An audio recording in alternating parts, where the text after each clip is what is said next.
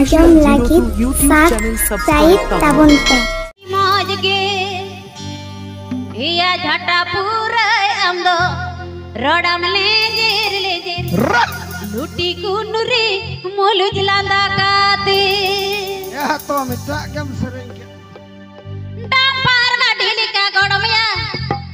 गड़मवा आना माटी आटी मौज गे हिया डांपार गाड़ी लिका गड़मया गड़मवा आना माटी आटी मौज गे हिया झटा पूरा अमदो रडम ले जेर लुटी कुनुरी मोलु जिलांदा काते हिया झटा पूरा अमदो रडम ले जेर लुटी कुनुरी मोलु जिलांदा काते